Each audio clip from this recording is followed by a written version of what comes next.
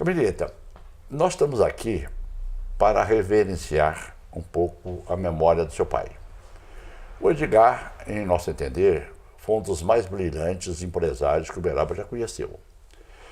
E, sem dúvida nenhuma, ele foi o único, no meu modo de entender, pioneiro em querer transformar uma economia local através da modificação da cultura dessa região. Foi na época em que ele era o proprietário, o administrador, o diretor da Produtos Seres, e ele pretendia então que a região pudesse plantar algodão para diminuir o frete que ele estava comprando algodão no estado de São Paulo, e lógico, se houvesse uma produção local, ele teria melhores resultados. A minha pergunta para você se lembra desse tempo? Você viu essa discussão em casa? Você participou de alguma maneira desse processo? Olha, Gilberto, nós participamos intensamente. Eu tinha em torno de 7, 8 anos, quando meu pai começou a empreender essa transformação da Produtos Seres.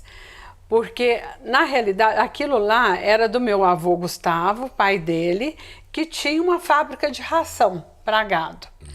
E meu pai chegou do Rio, cheio de ideias, ele sempre foi um entusiasta da indústria, ele era advogado, advogava muito nessa época, né?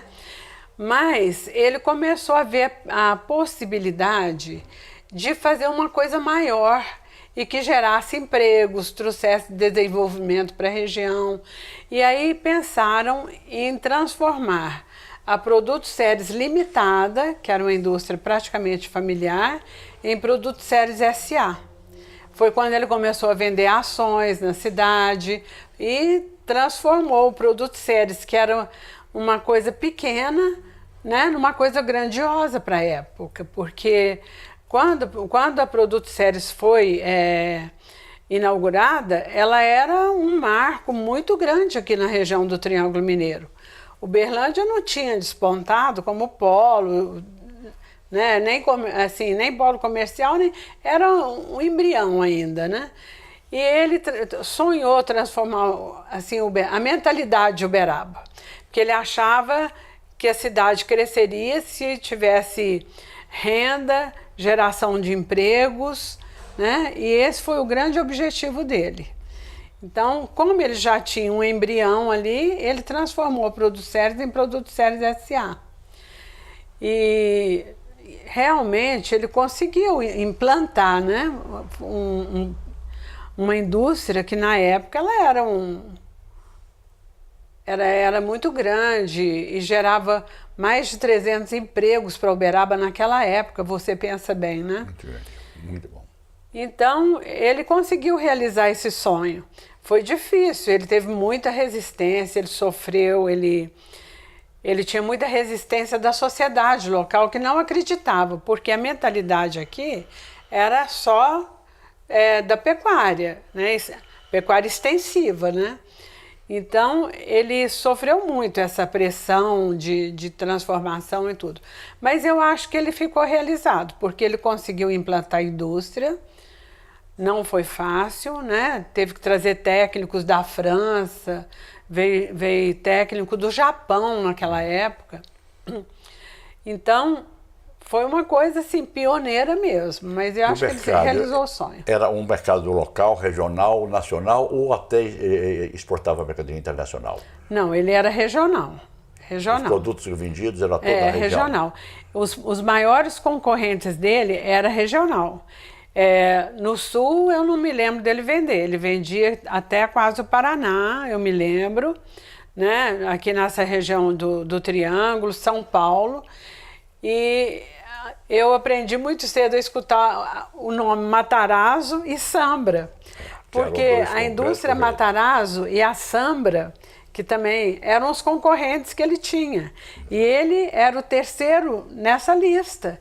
Então Uberaba estava muito bem representada nesse aspecto, porque concorria com firmas poderosas, né? Sem dúvida nenhuma. Naquela época ele extraía o óleo de caroço de algodão e o óleo de milho. Ele tinha o óleo de milho e de caroço. Era o óleo Banquete, e o óleo bem bom, né?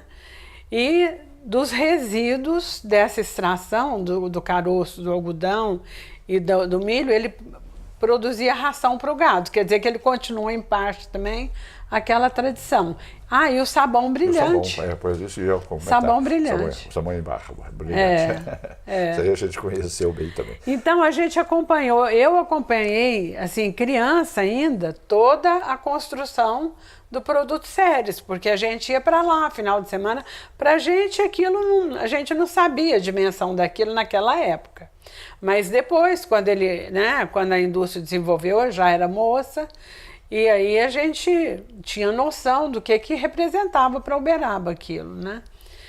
Mas a gente acompanhou toda a parte de construção, sabe, de montagem das prensas, o técnico. Que década que começou isso? Foi na década de 50? Foi na década 40? de 50. De 50. O Juscelino era o governador de Minas e ele deu um apoio grande na época. Teve até presente na fábrica. Ele esteve, eu tenho as fotos, ele esteve presente.